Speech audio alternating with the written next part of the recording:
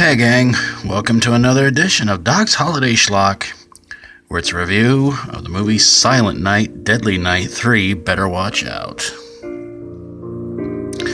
Or as it might also be somewhat known as, Ricky's Last Christmas. Or what we would think would be Ricky's last appearance in the movie until Part 4 and Part 5, in which Clint Howard played him, but they were supposed to be different Ricky, so yeah, figure that whole thing out if you can. Well, sometime after being shot by the police and going right through a door in Part 2, Ricky winds up in a coma for 6 years. And he has this weird dome-like thing put on his head, and some doctors believe that it is going to make Ricky normal and not want to kill anymore. Well, that is until a drunken hospital worker goes into his room while he's in a coma, teases Ricky, and he winds up killing the hospital worker, putting on his Santa Claus suit because the worker was wearing a Santa Claus suit at the time, and goes back on his killing spree. The movie also involves a blind clairvoyant named Laura.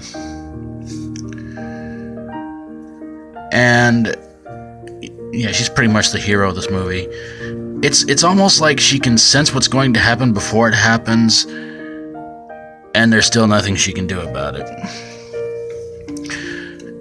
She also shares a special sort of link with Ricky, and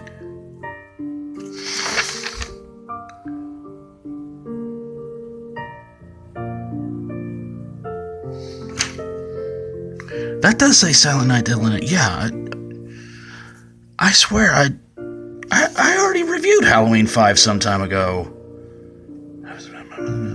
No, okay, sorry. Anyway, Laura has this weird psychic link with Ricky, and Ricky goes on his killing spree, killing Laura's grandma after she tries to offer Ricky a gift and it backfires. Ricky also winds up killing Jerry, who's Laura's brother's girlfriend, Dr. Newberry, who kind of sort of like plays a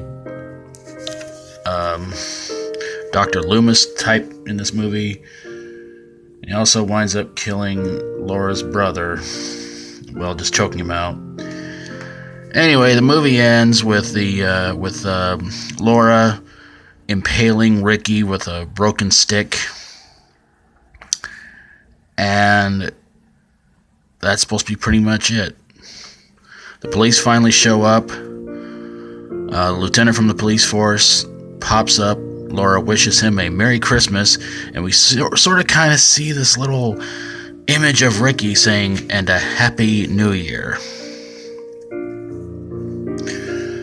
The movie stars Bill Moseley as Ricky and Robert Culp as Lieutenant Connolly, who was in a movie I recently reviewed. In fact, it was the last one I reviewed, Santa's Sleigh. He played the crazy grandpa. So why did this movie suck? Oh, this movie was boring. I like Bill Moseley. I got nothing against him. You know, he's done some really fun horror movies like House of a Thousand Corpses, Devil's Rejects, and he also did 2001 Maniacs, the Beverly Hellbillies. Fun movie. You really should check it out. But this movie was just so stretched out, boring and dull and idiotic and just not even hardly worth watching. Whereas the second part was mostly made up of clips from the first one and god-awful kills and god-awful horrible acting by the guy who played Ricky in the second one. This one just made even less sense.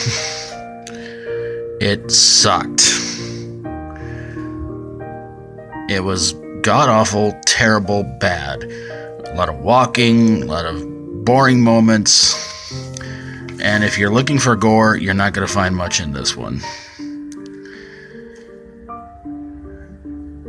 I mean, this movie seemed to have elements of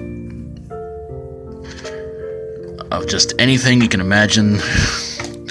You will sit there and go, maybe this movie was an influence to certain other horror movies, maybe it was ripping off other horror movies, but either way, it really sucked. So there you guys have it, a review of Silent Night, Deadly Night 3. This is kind of odd. I've reviewed Silent Night, Deadly Night 2, this one, 4, and 5. So I guess that means part 1 is good, which I will admit was good, and the slight remake reboot was not half bad. Pretty good. If you like my videos, feel free to subscribe. And if you have a horror, sci-fi horror, comedy horror, fantasy horror movie that took place in the wintertime and involved really bad kills and just was a bore fest instead of a gore fest, send it my way and I'll get on it ASAP. Thank you guys so very, very much for watching, and until next time, as always, stay strong and rock on.